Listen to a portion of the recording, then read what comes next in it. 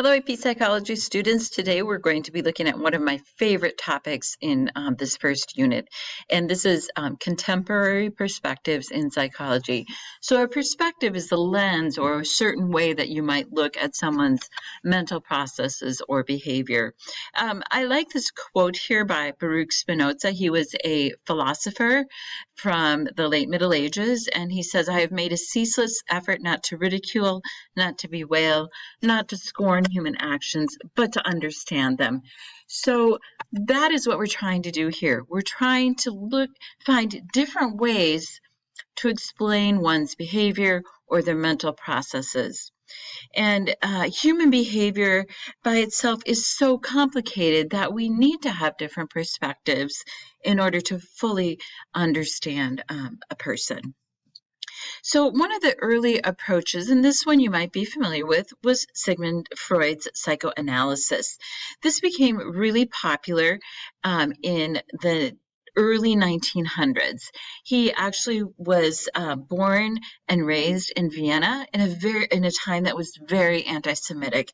And so he was a Jew, and he was walking down the street with his dad, and somebody tipped his dad's hat off his head, and his dad had to go scrambling to grab the hat. And Sigmund Freud asked his dad, "Why did you let that man do that?" And he just said, "It's just easier that way." Well, Freud got really interested in trying to understand the unconscious in particular, and how early childhood experiences and unresolved conflicts can lead to long-term thought patterns in our unconscious. So let's say someone was abused as a child, and for years they're insecure in their relationships because they were abused or abandoned by their parents as young children.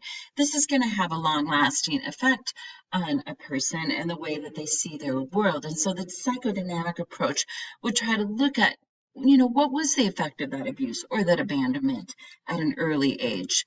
I've already mentioned that Sigmund Freud created this approach, and it has had a renewed interest in recent years due to the fact that brain imaging techniques do now show that there are some unconscious processes going on that might indeed affect our behavior or the way that we think. For a while, it lost favor, and there are parts of his theory that I don't like very well, and I'm not really going to focus on those in class, but we will look at the role of the unconscious.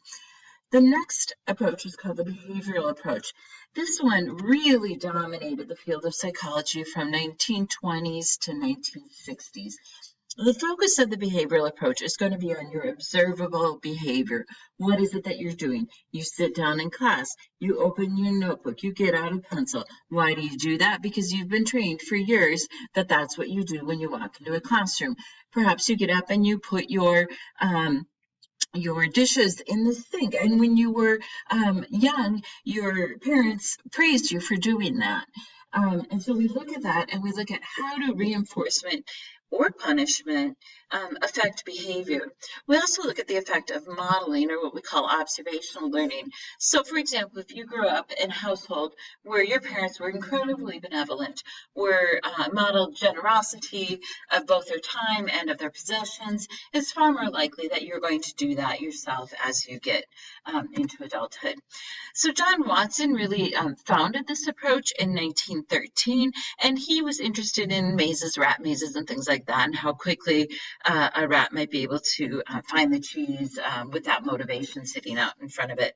And then B.F. Skinner, we'll talk a lot about B.F. Skinner. We'll have a whole unit about B.F. Skinner's approach. He was the most important advocate of the behavioral approach. And like I say, it really did dominate psychology from the 1920s to the 1960s. There was a man who got very violent with his wife, and I have a video about this, and we're not going to watch it, but she called 911, and the cops arrested him and brought him to prison for domestic abuse. And she pleaded for her husband. She said, "I know that this is not my husband, he has never been this way. Please, I really think there's something wrong with him. And so he did have a medical evaluation. He had an MRI done, and it turns out he had a tumor on a part of his brain called the amygdala that is responsible for aggression. And so he had the tumor removed. Thankfully, it was benign, and he went back to his normal self. So there wasn't any underlying reason for his aggression other than a physiological cause. So this approach focuses on how our brain structures or damage to those brain structures, how biochemicals and how genetics affect behavior. Now, the picture I have here is of a man named Phineas Gage, and we're going to watch a video about him. The rod you see here, this metal rod, actually went through his head, started in his cheek and went out the back of his head and landed 30 feet behind him. After this injury, he did survive, amazingly so. But after his injury, he was very, very much a changed man due to damage to his frontal lobe, which is responsible for personality. So we'll be spending a whole unit on this approach as well. The humanistic approach is really concerned with the idea of free will and the pursuit of something that we call self-actualization.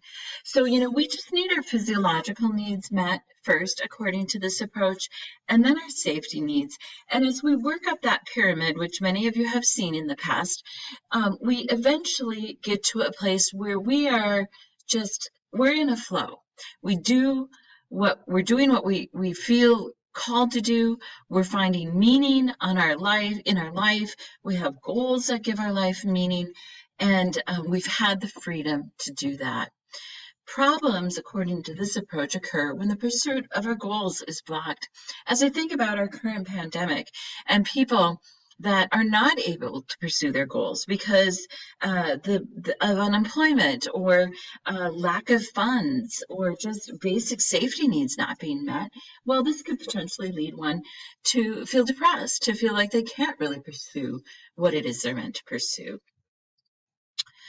Maslow and Rogers proposed the humanistic approach in the 1950s. However, there have been several prominent humanistic psychologists, and they really changed the way a lot of American society worked in our parenting, in our education, and in really encouraging people to be the best they can be. That's kind of I would say, the motto of the humanistic approach. Loser, failure, I hate you, dumb, nobody, terrible. These are all thoughts that one might experience when they're deep in depression. The cognitive approach is interested in how our thoughts, our beliefs, and our problem solving affect our behavior. Depression is especially thought to be a result of a lot of cognitive factors that really diminish our self-esteem and just help us to have these repetitive self-defeating thoughts about ourselves. And so we'll talk about the cognitive approach, especially when we get to talking about depression and therapy and how we problem solve. And we'll look at more examples of this later on. Now, the social cultural approach is something that we really should be having on our mind right now. Some of you might recognize this picture. You might see the sign that says Minnehaha Liquor on it. This is a store that was burned in the riots following the George Floyd killing on 38th and Chicago. Some of you have maybe seen the area. Some of you maybe live in the area. It was a pretty stunning time in our city to see so much of it burn. And to see the wreckage now is still shocking to me. I go to that neighborhood quite often, and many of my friends live in that neighborhood. And what is it that caused people to pour into the streets, not only to protest, but also to cause so much violence? Now, this is a very complex issue, and hopefully we'll have time to look at it in class. But the socio-cultural approach would say, well, this was very much a result of social and cultural influences. And sometimes the situations that we're in influence our behavior to a great deal. Now, the other picture I have here is COVID-19. COVID-19 is a situation, it's not really social cultural, but it is a situation that we're in that is affecting people's social behavior. So some people, like members of my family, are staying extremely isolated because they're very fearful of the results of being around people that have COVID-19 or are asymptomatic COVID-19, or that they might infect somebody else with COVID-19. So both what happened with George Floyd and the confluence of COVID-19, really interesting look at social cultural influences on our behavior. Then we have the evolutionary approach. Now this one, of course, was had its roots in functionalism, and it focused on natural selection and adaptation. How does our behavior or thought promote survival? It was heavily influenced by Charles Darwin, and it has its roots in functionalism. Now I'm going to ask you to pause your recording and take a look at the following explanations for why people might help someone in need like this. And this is called pro-social or helping behavior. So for example, by helping each other, we are more likely to survive and reproduce. This would be an explanation given by someone from the evolutionary perspective. So pause this for a moment and go through and determine which perspective would use which explanation. By the way, the bottom one says children who have seen their parents model helping behavior are more likely to help. So go ahead and do that and pause. Okay, so hopefully you all paused and you took a look at these, the remaining 6 statements. Number 2 is the biological approach. Number 3 is the psychodynamic or psychoanalytic. Number 4, some people have problems with this one. This is the cognitive approach. Number 5 is the humanistic. Number 6 is social-cultural. And number 7 is the behavioral approach, in particular observational learning. Okay, one more slide here. In the end, the most comprehensive approach to understanding any behavior or mental processes is something we call the biopsychosocial approach. So the biological influences include any of those things that we talked about, like genetics, current health conditions. Sometimes thyroid conditions can cause depression, for example, genetics, brain injury, chemical imbalances, etc. Psychological influences are those things inside of your head. Okay, so those are those thoughts about yourself, your beliefs about yourself, your problem solving, and then the social part or the cultural influences include those influences of society, culture, and other external factors like your family, the expectations that are placed on you by the outside world.